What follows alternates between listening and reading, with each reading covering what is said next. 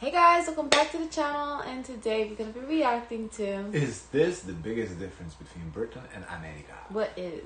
Hello, this video is sponsored by BritBox, the premier streaming news that This. Britain and America lost in the pond, and one of those memos pertains to two things, size and history.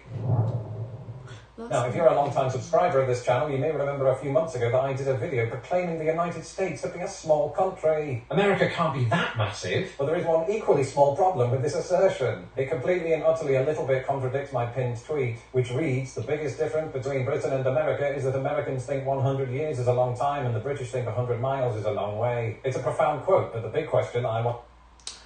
100 years is a long time and 100 miles is a long way. I guess... You know, in UK, everything is more compact together, so 100 miles is a lot to travel. Here in the States, 100 miles is like, what's 100 miles away? It's kind of, in the size of the country, it's nothing.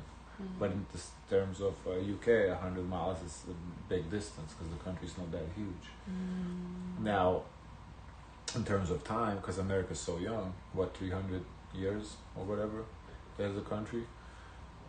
You know, 300 is a lot of time for UK. They've been for so long. I broke it down more for you. You understand? I wasn't slow. Oh, really? I wasn't slow. Oh, you sure? I let you go on run. I wasn't slow. Oh, okay. I thought you were a little slow. Born yesterday. Oh, really? Mm-hmm. I'm kind of little... I just was like kind of interesting. Like, oh, that's an interesting way to put it. But then no, but that's a good quote. That's a good quote. He said it in English. True. Well, this is the words that were coming off his mouth. You understand British? Mm-hmm. Oh. Sometimes I read the captions, but... before I shock you into the next century, if you are new to this channel and love hearing comparisons between my two countries and you haven't had a chance to subscribe, do that now. In the meantime, let's break up that pithy quote into two halves. In the first... Are you subscribed? I like this content. Let's see. Oh, you are subscribed. Okay. I'm going to take a look at the assertion that us Americans think 100 years is a long time. The implication being, of course, that we the British don't. So why is that? Well, President Lawrence can't answer that. Instead, I'm going to hand you over to Lawrence from 2 seconds from now. Thanks, past Lawrence. As you've probably figured out by now, I did not always reside in the United States. For the first 20 years of my life, I grew up in a town on the east coast of England called Grimsby. And Grimsby is just your standard English town, which also happens to produce YouTube sensations. But like most standard English towns, it contains one or two visual reminders of how old all of this is. Take, for example, the Grimsby Minster, a building that is located next to our shopping centre, what do we call it? Precinct. It dates back to the 12th century. And there's a reason that I'm going high-pitched there outside of the usual ones. And that's because now that I've lived in the United States for almost 15 years, I myself look back at the age of some of Britain's buildings and nearly burst with excitement. Because in your average American town or city, you're not likely to find buildings that go back more than 300 to 400 years. This is probably why Americans I've interacted with have always been so awestruck when I tell them things like... That's why I get, when you look at houses and they're born in 1920s, like they built it in 1920s, that's considered old. But over there, that can be considered... That's still old to me. Oh, really? It's old, yeah. Still old, but, you know, it's not as old as this.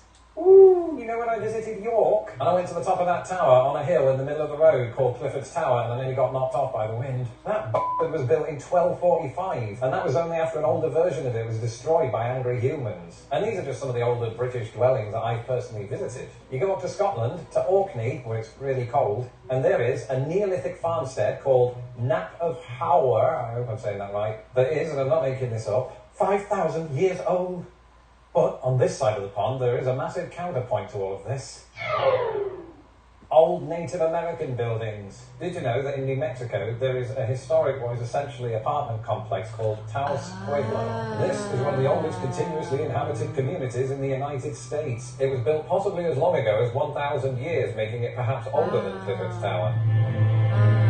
Wow, I didn't know about that. That is interesting. That's really cool. Wow. And I know what you're thinking. Ooh, Lawrence, Native American history predates US history. Isn't that cheating? Maybe, but technically Britain itself was only formed in the early 18th century, so you could argue that Clifford's Tower predates British history. That said, in most towns and cities in the United States, you won't easily find structures as old as this. Which is why Americans were probably surprised when I told them that the signing of the Magna Carta, which is a royal charter of rights, signed in 1215, may have been witnessed by someone who is still alive today. And when I say somebody, I mean a tree. This yew tree tree in Runnymede, England is said to have been present at the sealing of the Magna Carta and might be as old as 2,500 years. Wow. Which brings me on to my next counterpoint. Yeah, well, Wow. you know, trees we do have. I think in the West Coast the trees are pretty old too. The world's oldest tree is not in England or Scotland or Wales or Northern Ireland. It's in Eastern California. You see, us humans have a tendency to forget that life exists outside of our own species and that this Great Basin bristlecone pine is older than the pyramids. Not to mention that America is also Older than the pyramids. Wow. a place where they find a lot of the dinosaurs. I'm not just talking about the Senate chamber. Okay, fine, but to keep it in terms that we understand, let's talk once again about humans. You know, You see, this channel makes you want to explore more of the U.S. Yeah, I like his content, honestly. I think he does a great job. in addition to old buildings and trees, Britain has entire historic towns, and they don't come much more historic than the mighty Colchester. Because Colchester, originally known as Camalodunum, is said to be the oldest recorded town in Britain.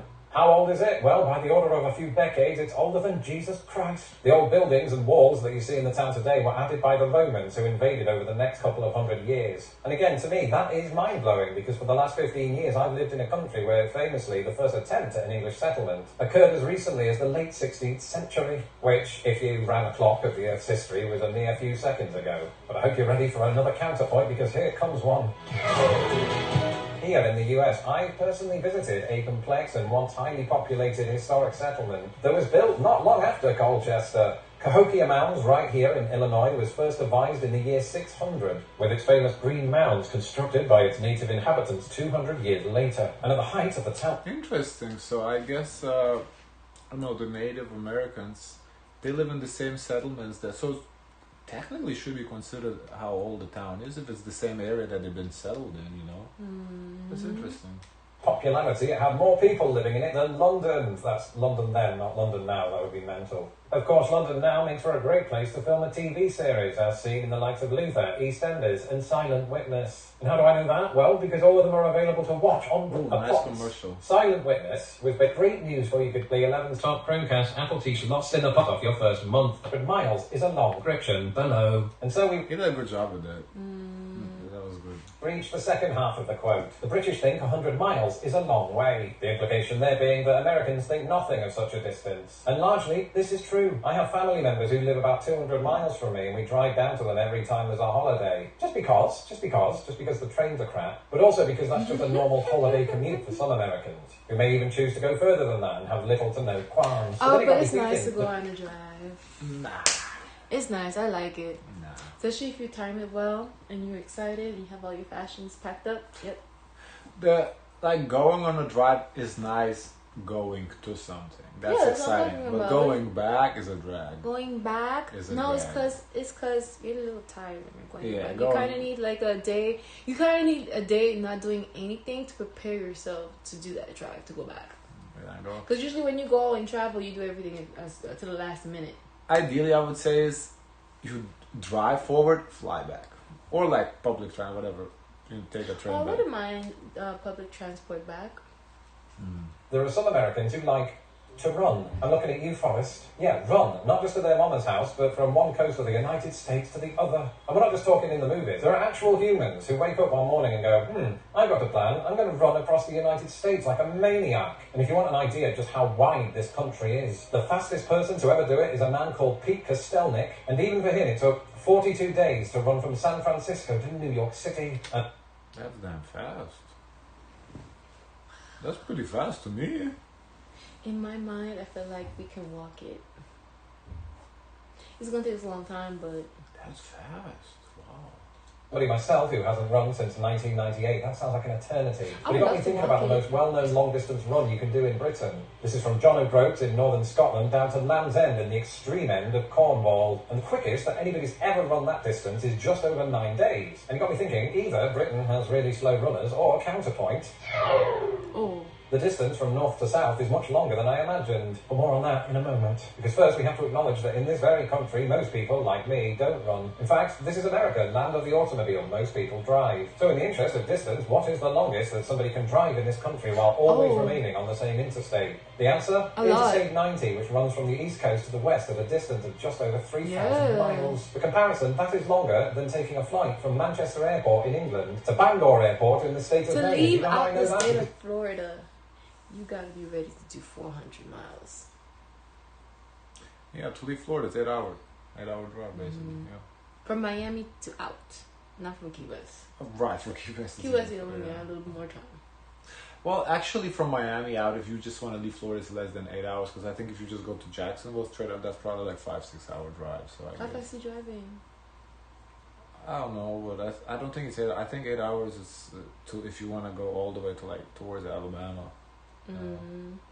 Because that was my first ever flight. And when you're flying over nothing but a giant pond for 8 hours, it can feel like an eternity. So have fun on I-90. Oh, and if you're looking for a counterpoint on this particular one, you'll equally be waiting until the end of time, because I don't have one. Because the longest motorway in Britain is the M6, which clocks in at a paltry 231 miles. But it's worth pointing out that Interstate 90 doesn't even represent the longest distance between two cities in the continental United States. To do that, you'd have to travel from Point Arena, California, all the way to West Quaddy Head, that's a real place, in the state of Maine. In total, that distance is 3,527 miles. I wonder if this is because I would feel like from somewhere like all the way by the border of Canada and the Pacific, somewhere like a town there to Miami. I want to say that would be I don't know. I guess you would have to measure, but I do wonder how that would work out.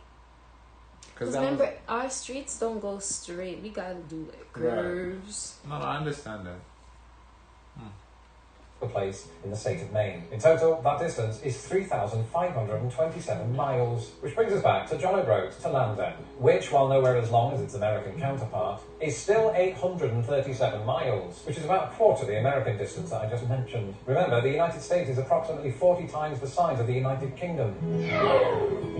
And so, counterpoint, while Britain might be lacking in the girth department, it makes up for it with pretty decent length. Get your minds out of the gutter. And so, in conclusion, I would have to say that my pinned tweet is sort of correct. Americans do occasionally think that 100 years is a long time, until they think about it for a moment. This whole country is filled with ancient history, whether we're talking about human or natural. And the UK, while its people, my people, might be mad at me for consistently pointing out that it is in fact smaller than 11 different United States, it is also bigger than some of them, and longer than most of them.